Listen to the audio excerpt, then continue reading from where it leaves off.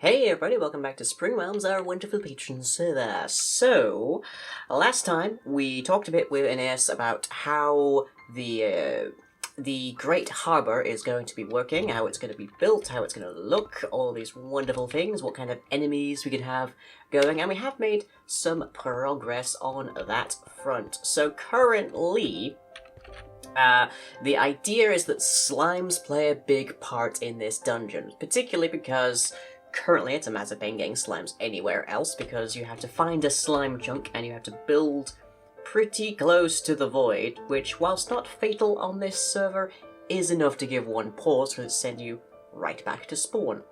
And slimes in lore have a good association with Aeneas as well. They're a constantly moving thing. Their whole thing is tensile, so they're kind of like walking springs. So they make a good sort of mascot for the god of motion that is Aeneas. So, we talked a little bit that different sized slimes will have different effects, so we have a bit of a demonstration for that. So here we have the slime puddle, the smallest slime. Name is currently temporary, and it's probably not going to have the name showing because that would be a big visual mess. But if we get a bit too close, oh, yep, we've stepped in slime. So here we go. The smallest slimes appear to be a potent adhesive. Whereas, if I spawn in the next size, I'm not doing this is completely unplanned. These ones don't die when they get contacted to you, but they do give you poison. So, medium slimes seem to be caustic. And of course, if they split up, they go into slime puddles, and they become even more of a pest. And let me see if I can actually spawn a big slime. Colossal, where are you? Nope. There you are. Okay. So colossal slimes are very much like the sticky slimes, except that they have a much bigger radius, and they burn! So, the large slimes will melt the flesh from your bones. So, here. Basically, the higher up, like, the more of it there is that's just congealed into one space, the more directly acidic they become and corrosive and such. And, of course, if we, well, help this guy to jump into the void first, that'll be fine. If we actually, like, split him up, he'll turn into sticky slimes. Just as a sticky slime will turn into slime puddles. Ordinarily, what would happen is that they would inherit the names and the traits and all sorts of their parent slime, which would mean we'd have mini-sized colossal slimes, which would not be good. So, instead, we've just got a system that basically identifies slimes by scale, checks if they have the right tag and whatnot, and if not, completely sets their entity data, thereby overriding any pre-existing tags that they had. Beautiful. So that allows us to get the slime balls, which are squishy and sticky, apparently. We'll probably be giving these guys their own custom loot tables, but for now, that's all that we have. There's 3 sizes, they're all based on the standard sizes that you would find in, say, a swamp or slime chunk, so you don't need to worry about too much about seeing colossal ones, but maybe we'll end up using a slime for the boss. I'll talk about that next a little bit. But not terribly complicated how we do this. The mini slime is the one that actually has the most involvement, because we have to detect when it's near a player to detect when it's giving a player slither so we can kill it off. Because you've just stepped in it and rooted yourself to the ground. Everything else is pretty much just proximity, so just gives you the effect. There is something that should be mentioned with regards to poison and wither, which is that I don't know if this is always the case, but it seems to be often the case, at least, that if you continually give someone wither, or if you continually give someone poison, it doesn't actually tick into damage until after you stop giving them it. I encountered that first in the Corrupted Fortress, where you can get the wither effect from the unthings, as well as the poison effect from being in the water. So, this does actually have a check to ensure that you don't already have the relevant effect, and then if you do it removes the tag that would give you it, so it resets over time. It gets to tick over, and then if you don't have it again, it'll it'll tick over. So it's not constantly whilst you're within range, you're poisoned. You'll be poisoned for like 10 seconds and then it goes over and you have to take it again. So fairly simple, but worth bearing in mind. And then this line here gives all the tell-alls that tells you why you are suddenly suffering a negative debuff, which is kind of helpful for comprehension inside of dungeons. So yay. Right. Anyways, we have a big wall over here that just describes a large number of the different notes that we have about this particular dungeon so far. So we talked about last time having wandering gates that just have randomized destinations, so sort of orbiting portal network that goes around the area and teleports you to different parts of the dungeon without you necessarily knowing exactly where you're going. So you could jump into them if you wanted voluntarily, but you just don't know where you're going to turn up. Or you could have to quickly make your way into some otherwise a little more foreboding location in order to avoid getting caught by those particular gates. But the trouble is we can't really do relative motion. So we can teleport people according to the cardinal directions, that's north, south, east, west, up and down, but we can't do it relative to them. So we can't say continually teleport an entity left, like their left, so then it's just basically if they're hit as if I'm holding down strafe here and I keep turning, I'll go in a circle. We also can't rotate people like that, so we can't add or remove to their rotations. We have to give them static values for their actual rotation, although let me just see, just in case I'm talking out of my buttocks. Okay, we might be able to do that, but we can't teleport to the side. And also that's kind of messy, but nonetheless. Okay, we apparently can spin, but we can't go left, which is the crucial thing. Hopefully that's a thing that gets added later on. Being able to teleport people according to their rotation, or just being able to teleport things in a circle would be really, really helpful. But it doesn't... I can't imagine that being high priority, so that's something that we do have to think of. And, oh hey, there's some XP randomly around here. That's probably from some test slimes. There are ways to do rotations like that involving boats, but given that I can't really respawn entities in the dungeons, I don't really want to... I don't really want to go through all the trouble of making a huge nested stack of boats and rotating it, as we just saw, if it can get blown up and then be gone until I have to come in and, like, fix the whole thing. That's not really... Yeah, that's a big mess. But in case you're wondering, because you might be wondering, I guess, because boats have two seats now, so that's the driver's seat and the passenger seat is slightly offset. So you can spawn in a boat with an entity in the back, which is another boat, and that boat can then have something in its back as well, and so on and so on and so forth. And then if you start to spin them, what you get is an orbit effect, because they're slightly offset to the back. If you rotate all of them, you get some really interesting particle effects if you can do some stuff with that. But I digress. Anyways, so let me see. Multiple layers of terrain, possibly color-coded.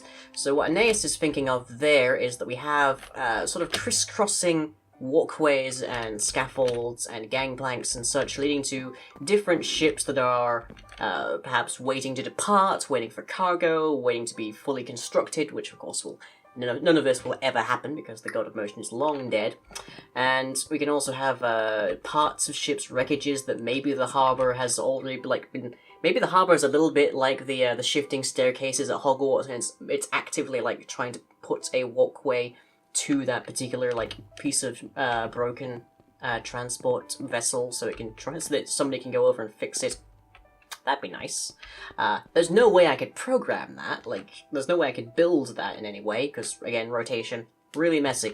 But that would be a neat idea, at least to just imply with the construction and the architecture and such. Stable teleports between layers, some marked, some unmarked. So previously in the archive of sites, we had those lift pads that lifted you up a little bit gently so that you could go to the next level of a particular section of the archive. Here, it's the god of motion, so you can teleport. You can go from point A to point B instantly, and it's not a problem. Because this is the god that invented gates and teleportation and motion. This is not difficult for Aeneas. But some of them might have lost their signs. Some of them might not be fully indicated and highlighted and whatnot. Some of them might not be labelled in the slightest. So that brings us to the next part here of more boats. Warps between boats and boat pieces to disorient players. For example, if we took this particular boat, so we can see that there's these doorways on either side. We could absolutely make it so that when you try to walk out this side, you end up instead walking out this side. That is entirely possible. It's a little tricky to do directionally, but we can totally see about something for that. So what would happen then is that we'd be able to teleport players all the way around the dungeon, if we liked, to different but similar pieces of architecture that we can sort of infer maybe these two places were linked at one time, or maybe these are two positions that have stayed roughly the same kind of geometry but different actual spatial locations. So one doorway might have led to a meeting room, but now it leads to a different meeting room, for example, that's like so tremendously farther away. So that's another idea that we have on the go here.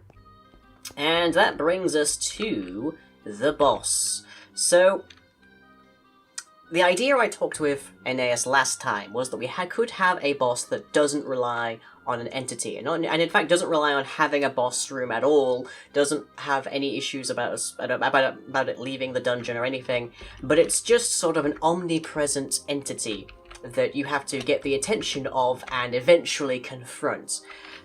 And the idea Aeneas has for that is that you'll damage certain structures around, so break the pots, if you will, and that will irritate the Harbour Master, because the Harbour Master is trying to keep everything in line and ready to be fixed up and all sorts when the gods get back, so that everything is smooth and working. So you red makers come in here and you start messing things up, and of course you get the Harbour Master angry, so it starts to retaliate against you, and that retaliation will take the form of warping you around, giving you the nausea effect, probably mob spawns to some degree, and various other hindrances that can maybe not kill you outright, but will certainly cause you to be in a position where you could die. So it's a very different kind of style of boss, and it also means that we can keep the boss almost entirely inside of the scoreboard, whereas previous bosses had been based on an entity, so you had to have, even in the Corrupted Fortress, we had the Shulker box at the center of the Corrupted Heart, and then later dungeons have had creepers and blazes, and the last one, of course, was the Wither. But this one is going to be entirely values stored in one of a number of armor stands. So you'll go around and your progress in defeating the boss and getting the boss's attention is going to be entirely based on scoreboard values, which gives us a lot of leeway with how we can have this particular boss work. We can have a very interesting and unusual style of boss mechanic in that regards, at least as far as Springrealms gone. There have been maps released where a boss encounter was entirely scripted through command blocks and scoreboard values rather than an entity's AI, but the closest we've come was, in fact, the original boss of Springrealms, which was the Corrupted Heart, and that is slightly notorious for having lagged a lot of people out, so hopefully we do better than that. We're not going to be having the big teleporting affair this time around, but we will be having some very interesting points and moments. We will also have to bear in mind of having some kind of alert when the boss is around in that regards, because you won't necessarily be able to see the Harbour Master, so you'll come in and the dungeon will be a no-fly zone, and you'll plummet into the void without having any idea exactly that you were flying into that kind of zone. So that's something we do need to keep in mind. Okay, so regular hindrance players around the dungeon, 100% scoreboard, get anybody, yep. Last little thing here on the board is anti-voidfall for the slimes. We've been having a few little TPS issues recently, which I'm guessing is because the last dungeon might have a leak of memory somewhere that I need to fix up. But that's been hindering my little testing here. So the idea I've got here is that slimes at least 2 blocks above ground, which is to say 2 blocks of air, and then slime, is assumed to be falling, so we then give them the levitation effect to make them float back up to a predetermined ground level. But what I've liked to have here is players stood beneath slimes negate that floating. So what could happen very easily is that you could be standing on the other side of a wall from a slime spawner in this dungeon, or maybe it's on a different level or something, and they're spawning, they're plopping about as they will, and they fall into the void a little bit, and they get the levitation effect. Slimes keep trying to move when they're in mid-air, so they will try to path towards you. So you come out of, say, a piece of shattered boat or whatever, and you are dive bombed by Colossal Slime. That, I think, is going to be a really fun, a really chaotic kind of thing, and I like the emphasis on motion here. I like all of this dungeon in some way focusing on movement and motion and momentum and all of these things. So having an enemy that dive bombs you actively seems very fitting to me and fits with the chaos of this kind of area. But there is one last thing to address with this particular dungeon, and it's really more in relation to the last dungeon, which is ordinarily, the next Springrealms video I show you would be the dungeon opening, because it's the last Springrealms episode of the month. Because the last dungeon opening included the Wither throws around a lot of explosions, and we were having TPS issues then as well. As I say, that dungeon probably has a leak somewhere that I need to fix. A lot of people lost a lot of their good gear, which means that they are currently not equipped to fight this boss, if they were to come to this dungeon. So for the moment, at least, I'm slightly postponing the release of this boss, and this dungeon as well, so that people can get better equipped. They can make their enchantments, they can get their iron tools, their iron equipment back again, they can make some golden apples now that they have that capacity, that sort of thing. Maybe they can try and make some potions with some stuff that they get from witches and such, and of course, maybe they can grind the archive. Not quite the boss, but the archive itself at least, to pick up magic spells that might help them in this particular dungeon. So that's just a little word of announcement on that, which is that we don't currently have a release date for this dungeon. We are going to keep working dutifully on it, but we are going to make sure that we only release it when people are ready to fight it, which seems fair enough. So if you haven't, for some reason, if for some reason you're watching these videos as some kind of penitence, I don't know, and you haven't pledged to the Forgetful tier, then you have some time to summon your funds to get on the server and get equipped before this next dungeon. And I do recommend coming around here because we have a lot of fun and shenaniganful folks around here. Very mischievous players in a lot of cases. And this really is a server like no other. I think I can say that dutifully without criticism. But anyways, that is it for me today. I hope you've enjoyed, and I very much look forward to the next episode where we show off a bit more of this, hopefully more of the structure fleshed out, but I'm putting this very heavily in Aeneas's hands because this is their dungeon and I want them to like it. So with that in mind, I hope you've enjoyed. I'll catch you all next time.